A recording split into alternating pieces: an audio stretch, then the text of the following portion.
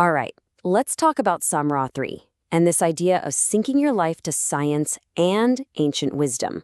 We're going to explore a pretty fascinating way to get our modern lives back in harmony, all by tuning into a clock that, honestly, most of us have been taught to completely ignore. So, let me ask you this. Do you ever feel like you're just racing against a clock that isn't yours? You know that feeling, right? That endless push, the notifications dinging away, the sense that you're just dragging yourself through the day, and by the end of it, you're just completely wiped out. It's like the theme song of modern life, isn't it? But what if we're just listening to the wrong clock?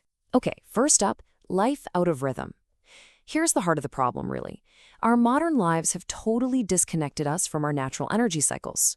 We treat our productivity like it's a marathon, right? Expecting this constant, nonstop output, when in reality, our brains are built for sprints and rests, not a never-ending race. All right, section 2, your brain's hidden clock. Now, this is where things get really interesting. We all know about our 24-hour body clock, the circadian rhythm, that whole sleep-wake thing. But it turns out there's another clock, a hidden one, that's running on a much shorter cycle all day long. So what is it? It's called an ultradian rhythm. And this isn't some new age idea. This is a scientifically recognized biological cycle. The best way to think about it? It's like your brain's natural pulse for focus and then for recovery. It's this wave of energy that rises and falls consistently all day long. And here's the magic number. Ready? 90 minutes. That's it. That whole cycle lasts about 90 minutes. For about an hour and a half, your brain is in this peak performance state, totally ready for deep work, for focus. But after that, it absolutely needs a break, a short rest to reset before the next wave kicks in. I mean, think about that. Your brain literally resets itself every 90 minutes. So, okay, what does this actually mean for you day to day?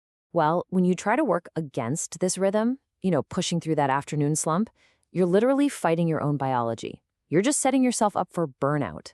But when you work with it, when you align those big, important tasks with your natural peaks, that's when you can find that state of flow, that effortless focus, and you actually end the day with energy left over. Imagine that. Okay, so that's the science part. Pretty cool, right?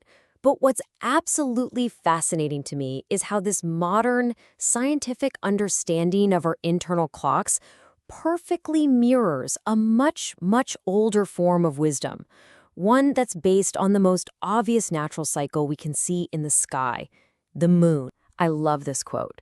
Let the moon remind you to return home, to yourself. And that's exactly it. For thousands of years, in cultures all over the world, the moon has been that reminder.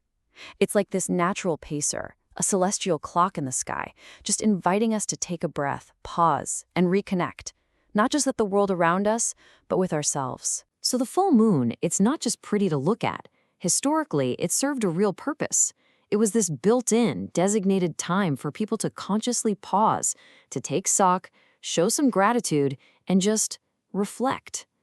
The lunar cycle gives us this beautiful, natural, recurring rhythm for looking inward. And this is where it all comes together. Science meets sacred ritual. You've got the precision of modern neuroscience colliding with the profound depth of ancient practices. And this is exactly where SomRatri fits into the picture. So here they are, the two pillars standing side by side. On one side, you've got ancient wisdom, the steady 29.5-day lunar cycle, and on the other, modern science, that 90-minute ultradian rhythm we just talked about. The big idea behind SomRatri is that science is basically just catching up and confirming what ancient cultures have known all along, that timing is everything. So how do you actually put this into practice in our crazy modern world? Well, with a modern tool. This is the first moon-aligned app designed for tracking your energy, your mood, and your focus patterns.